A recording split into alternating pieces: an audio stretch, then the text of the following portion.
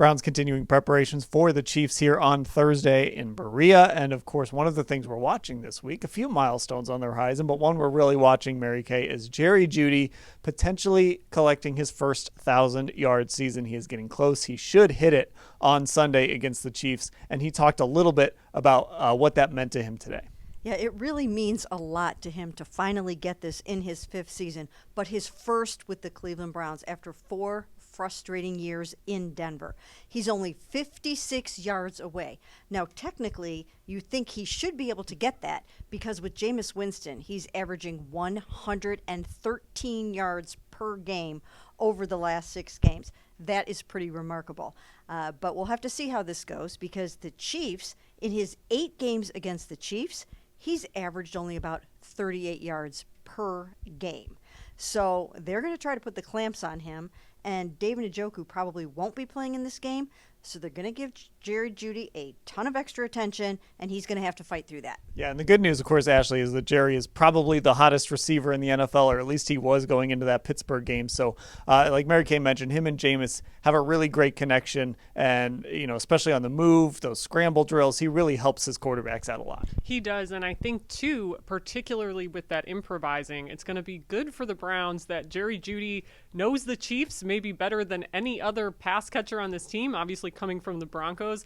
They are former division rivals, so he's seen a lot of the Kansas City Chiefs over the first few years of his NFL career. So I think, too, that might help him in some of those situations. Now, some good news for the Browns. It appears that rookie defensive tackle Mike Hall will be back. Of course, they designated him to return to practice, and he said today that he is planning on playing against the Chiefs. And Mary Kay, that's important because this team needs to be able to generate pass rush against Patrick Mahomes. Yeah, they really do. And they need to get it from various places because what they're going to need to do probably at times is try to get that push up the middle and get Patrick going to the outside where Miles can try to catch him. But then there will be other times where I really do believe that they are going to use Mike on the outside to try to either contain Pat or sack him from out there.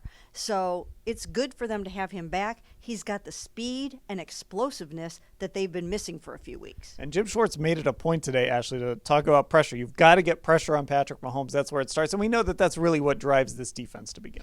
We do. And he also made it a point, though, to not really say whether they will use Mike Hall on the outside when Mary Kay asked him directly if we're going to see that on Sunday. And he said, well, we don't want to give everything away. Just kind of talked around it. But we do know that was something they were thinking about in the lead up to the New Orleans game before Mike Hall sprained his MCL in practice, and they kind of had to go through this waiting period. So I think the Browns think from what they've seen from him on 4 games, they've seen some of that explosiveness, which is a big reason why they wanted to draft him in the first place. And I think they're going to want to see him in a variety of roles here since they have such a small sample size. He's only played 101 defensive snaps. Now, Mary Kay, you mentioned David Njoku probably not going to play in this game. Joel Bitonio has been dealing with a back injury. He's optimistic that he's going to be able to play, but also hedged a little bit just by saying you never quite know how a back injury is going to respond every day. Well, that's true, but we know that Joel Bitonio is one of those warriors on the offensive line. They go out there, they play hurt. He's talked about not even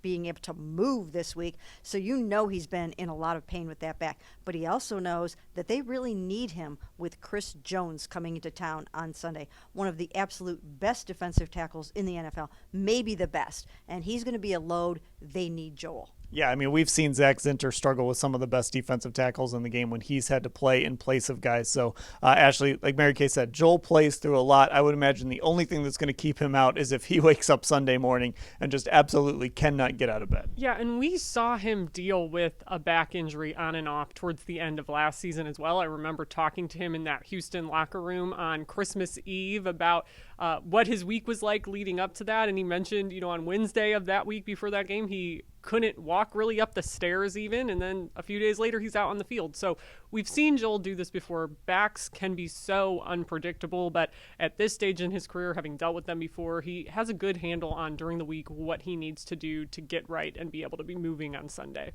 Okay, well, we will cover everything that happens on Friday, who's in, who's out, and everything leading up to that Chiefs game at cleveland.com/Browns.